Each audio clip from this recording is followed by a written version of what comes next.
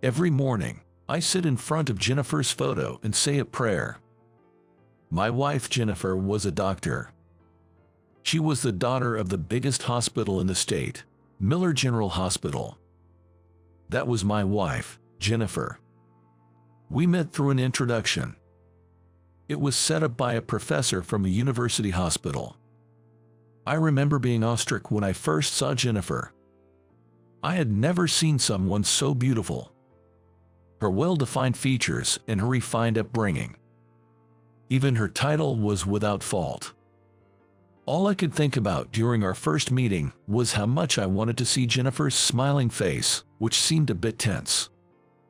In the end, we started dating. I was quickly liked by her parents and they pursued our marriage as soon as possible, which I hardly had a chance to refuse. Our marriage proceeded smoothly, and Jennifer and I got married, feeling somewhat left behind in the swift proceedings. This doesn't mean I didn't love Jennifer. I believe she married me because she had some feelings for me as well. Our married life was fairly enjoyable. We were both busy with our jobs as doctors, and it was hard to find time just for the two of us, but being in the same profession allowed us to empathize with each other. I truly believed our busy yet peaceful life would continue. Jennifer, who was supposed to be taking a nap at the hospital, passed away in her sleep in the fall of our second year of marriage. I was dumbfounded by the sudden loss. Heart failure due to overwork.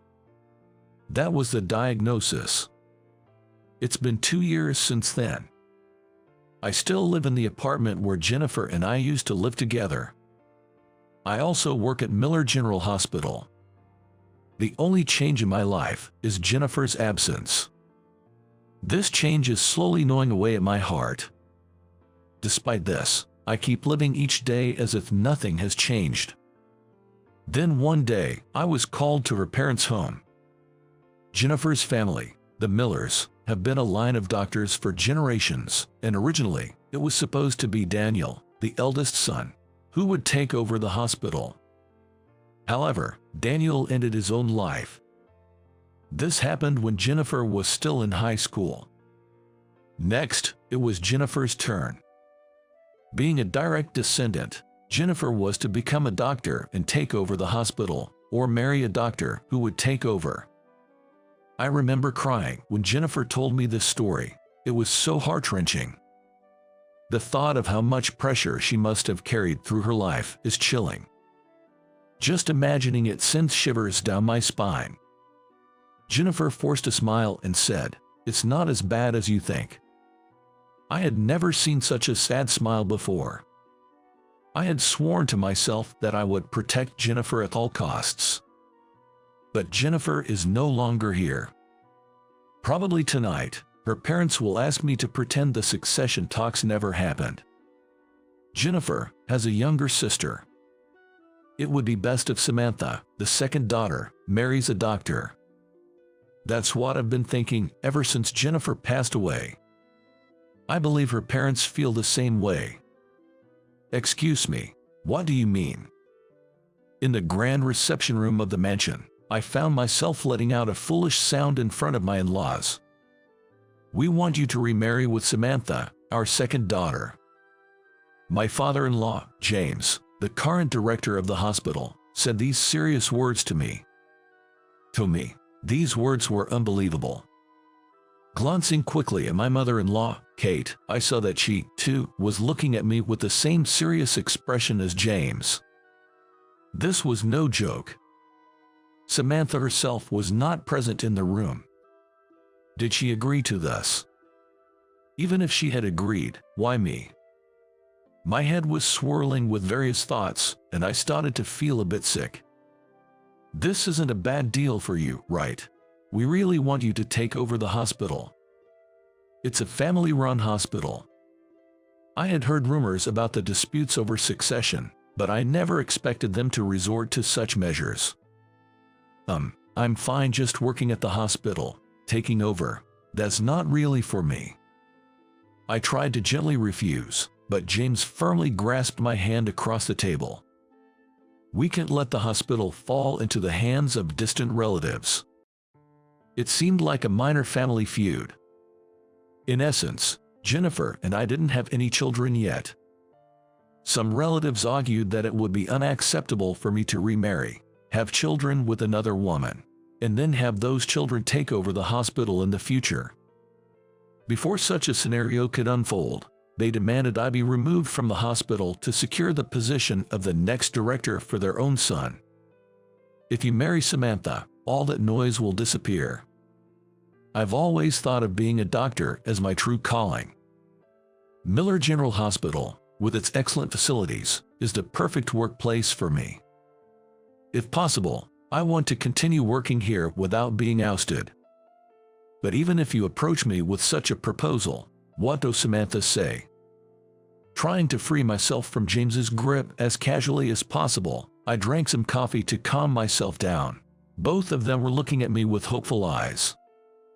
If Samantha agrees, you're okay with it, right? James, taking my words as consent, smiled happily. It was the same smile he had when he insisted on marriage with Jennifer, and I felt a chill down my spine. That's not what I mean. My words seemed to fall on deaf ears. I remembered Jennifer also used to be frustrated with her father's stubbornness. Anyway, we'll arrange a meeting with Samantha, so keep tomorrow night free. Everything was moving at a breakneck pace. Stopping James now seemed impossible. All right, but please, make just one promise. Please respect Samantha's wishes. I made eye contact with each of my in-laws as I spoke. They said of course, but I didn't trust them. As I left their house, I knew I had to come up with some plan. The next morning at the hospital, James, in high spirits, told me he had managed to contact Samantha. I was invited to dinner that evening at a fancy restaurant favored by James. Unable to refuse, I accepted. It would be the first time in a long while that I'd see Samantha. Since our wedding day, we had hardly met. Whether it was for Christmas or New Year's, she never seemed to visit her parents' home. She mostly ignored calls from Jennifer, keeping her distance from her family. I was surprised not only that contact with Samantha had been made but also that she had agreed to attend the dinner. In any case, everything depended on Samantha's decision. I was confident she would refuse. I was sure of it. Thinking about being treated to a delicious dinner at a high-end restaurant lightens my mood a bit. For a moment, the image of Samantha frowning and glaring at her parents flashed through my mind. Normally, I never leave work on time due to overtime. But tonight, it must have been arranged by James, the hospital director. Everything went smoothly. After going home once to change into a suit, I spoke to Jennifer's photo before leaving. I'm going to meet Samantha. Jennifer's smiling face in the photo seemed to cloud over slightly, but maybe that was just my imagination. I'll be back soon. I found myself speaking to Jennifer, who was no longer there. Upon arriving at the high-end restaurant, my in-laws were already there, greeting me with wide smiles. It's a miracle we got in touch with Samantha, and she even agreed to meet you. I think she's not entirely opposed to the idea. Wait, you mentioned the remarriage to Samantha. I was taken aback, having assumed the subject of remarriage would be broached only after I had met Samantha face to face. Jess, we've discussed your remarriage with her. Her willingness to show up tonight must mean she's considering it. It's the position of the next hospital director's wife, after all. James laughed heartily at that. It was hard to believe that the prospect of becoming the next hospital director's wife could sway Samantha's heart. An uneasy feeling started to set in. As I was contemplating this, the staff at the high-end restaurant announced Samantha's arrival. At that moment, a palpable tension filled the private room. The door opened smoothly, and Samantha walked in. Good evening. It's been a while. Her skin was as pale as Jennifer's, but there was something unhealthy about it. It seemed like the color of skin that hadn't been exposed to sunlight much. Her slender jaw and sharp eyes were nothing like Jennifer's. I remember Jennifer telling me that Samantha and their deceased older brother looked very much alike. Kate, who had been in high spirits until just a moment ago, seemed somewhat distant towards her daughter, whom she hadn't seen in a while. Even my usually cheerful James seemed tense, his smile gone. "It's been a while since the wedding, hasn't it? Good to see you again." I apologized for not attending Jennifer's funeral. I was unwell. Samantha hadn't attended Jennifer's funeral. I had thought their sibling relationship was poor, but hearing she was unwell was new to me. "How are you feeling now?" "I'm much better now, thank you for asking." Samantha smiled faintly, but her eyes were not smiling at all. It didn't seem like she was here to agree to remarry me. "Samantha, about the remarriage we discussed over the phone. It's not a bad deal, right? If you and Michael get together, you could take over the hospital." Seeing Samantha's faint smile, James seemed a bit relieved. He began to talk enthusiastically. Once he started presenting the benefits of remarrying me, he couldn't stop. Samantha silently listened to him. James's momentum was so overwhelming that there was no chance to interject. "That's enough. I understand the selling points." She cut off James at just the right moment. "I hardly know Michael. Even if I were to marry, we would need time to understand each other." Hearing Samantha's words, I couldn't believe my ears. Her tone suggested she was seriously considering marrying me. In stark contrast to my astonishment, James wore a broad smile, confident of his victory. "Of course, why not live together for a while? That's the best way to get to know each other." At James's suggestion, Samantha turned to face me. "Michael, what do you think? Is that okay?" Being stared at with her pale eyes, I found myself nodding before I knew it. It felt like a frog being stared down by a snake. And so, the cohabitation before our marriage with Samantha began. A few days later, Samantha knocked on my door with a small bag and 2 laptops in hand. She was dressed more casually than when we met at the restaurant, with her long hair simply tied back. "Thank you for having me." Her light greeting left me feeling strangely. It didn't feel real at all. "I've kept Jennifer's room empty for you to use, and here's a spare key for the place." I showed Samantha to the room and handed her the key. "By the way, Samantha, what do you do for work?" I was about to mention my frequent overtime when I suddenly realized I knew nothing about Samantha's job. "I mostly do day trading from home, and a bit of gambling, I guess."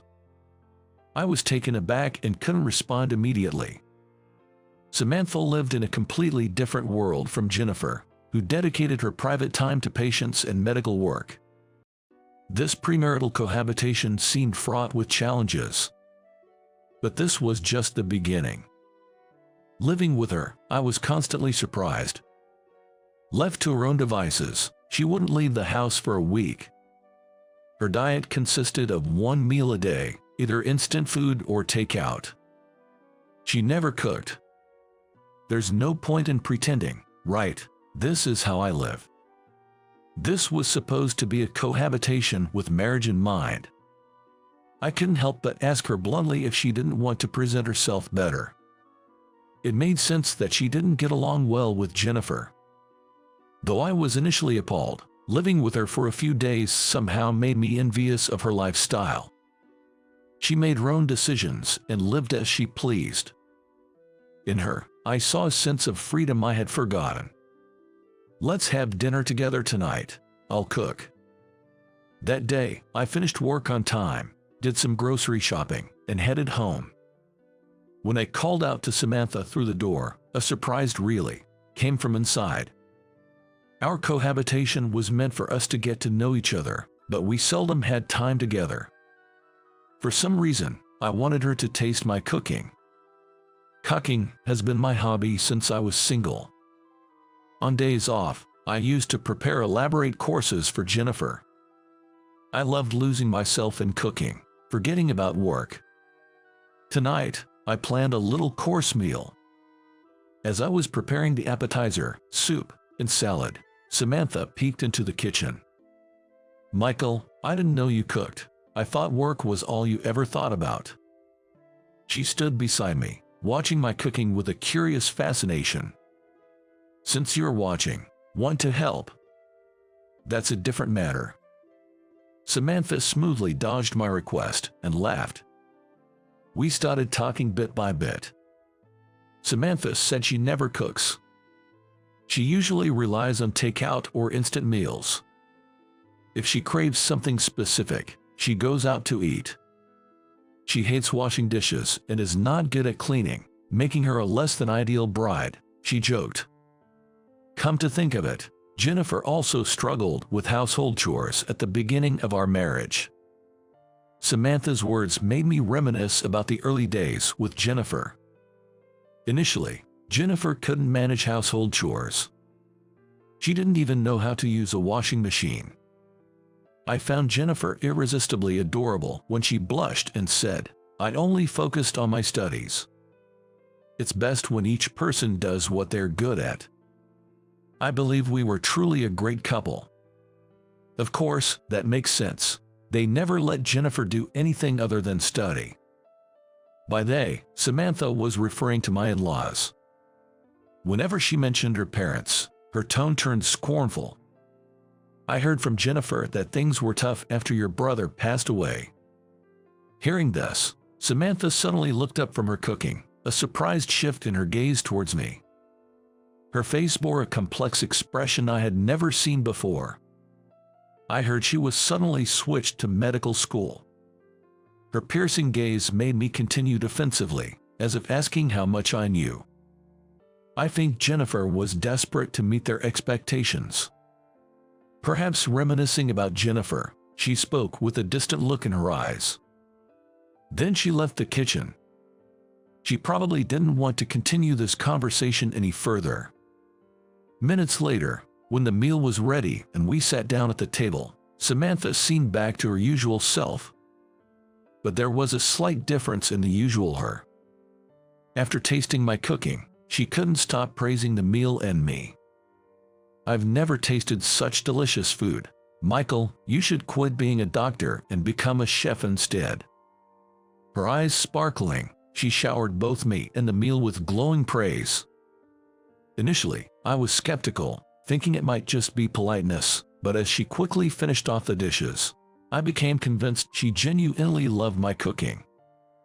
After neatly consuming even the last dessert, Samantha smiled contentedly.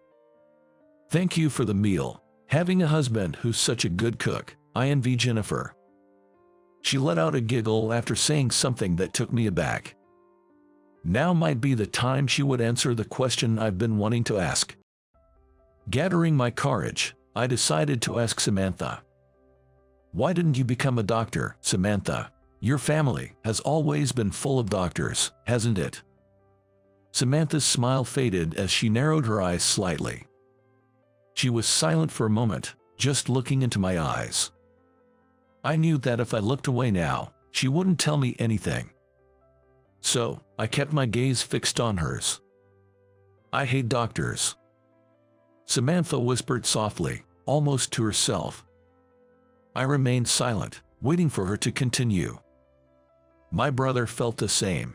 I think Jennifer did too, but we had no choice but to become doctors. Being a doctor is a profession that can save lives, and I respect and value their existence. However, Samantha went on to say that seeing her own father and relatives as doctors made her inevitably hate the profession. It was as if being anything other than a doctor meant you weren't a person, according to her parents and relatives. My brother and I were years apart in age. One day, he took me gambling, probably right after he received his first paycheck as a doctor. That day, her brother had lost terribly at first. But in the afternoon, with advice from Samantha, he managed to win back everything he had lost. That's when he said to me, "You have a talent for this, not medicine." Samantha was curious why her brother gambled with his first paycheck and asked him. He shyly replied, "I wanted to try something I've always wanted to do." Then he earnestly told Samantha, "Live your own life, not someone else's." That was the first time I felt like I really understood my brother's heart. He never wanted to be a doctor. The expectation to carry on the hospital's legacy was a burden to him. It didn't take long for the stress from others' expectations and jealousy to overwhelm her brother, who was more sensitive than most. When he passed away, people mourned the loss of Air more than the loss of my brother himself. She must have been reminiscing about those times. Anger flickered in Samantha's eyes. I remembered hearing from Jennifer that when her brother died, Samantha was the last one to leave his coffin, crying inconsolably. She had a bond with her brother that Jennifer never had. Jennifer became a victim of those people. Samantha said, looking straight at me. "I'm sure Jennifer met your parents' expectations, but I believe she was happy after she got married. Yet, stress and overwork led to this. I wonder if life with me was a burden for Jennifer. Heart failure due to stress and overwork." That's what the death certificate stated. I think I wasn't able to heal Jennifer. And I regret that.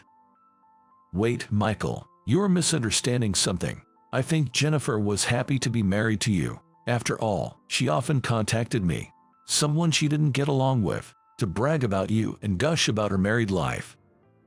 Samantha's words took me by surprise. I had no idea she boasted about me. It was those people who pushed Jennifer to the brink. Once again, Samantha referred to them with disdain, saying those people. She then shared a truth unknown to me. It seems Jennifer was constantly pressured by her parents, asking her when will we have a grandchild, as if on a daily basis. They urged her to have a child quickly, so someone not of the Miller bloodline would spend less time at the helm of the hospital. They even went so far as to say that divorce was acceptable, or rather, encouraged, once she had a child. Samantha mentioned that Jennifer had confided this to her. Their display of a strained sisterly relationship was apparently a facade to deceive their parents.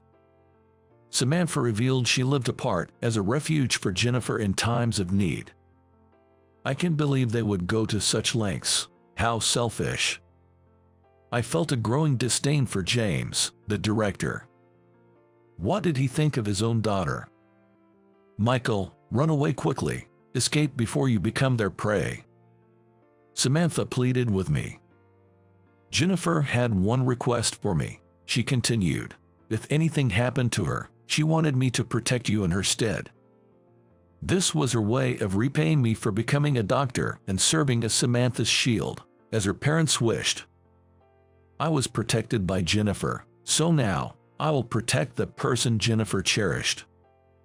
Samantha asserted with determination, and in her eyes, I saw a reflection of Jennifer. "Thank you for telling me the truth." Gratitude naturally spilled from my lips. Hearing my words, Samantha's face softened with relief. Days later, I submitted my resignation at the hospital. When Samantha and I entered the director's office together, James probably expected good news. He couldn't have imagined I would turn down the position of the next director. His disbelief was evident when we told him of my refusal to remarry Samantha and my decision to leave the hospital. He was literally breathless. So, this is what it means to be left breathless, I thought, observing the scene with a detached calm. "Did you finally realize that things won't always go your way?" Samantha said, her voice filled with genuine amusement. The director, at a loss for words, continued to open and close his mouth, pointing at me. He looked like a carp gasping for air in a polluted pond, a sight that evoked a sense of pity. I married Jennifer because I loved her, not because I loved this hospital or the Miller family.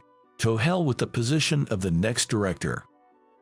At my words, Samantha burst into laughter, holding her stomach, while the director turned red-faced, looking as if he might faint. "Let's go, Michael." As I hesitated, wondering if I should call a nurse for about to faint James, Samantha firmly grabbed my hand. She pulled me towards the exit of the director's office. "You'll regret this. I'll never forgive you."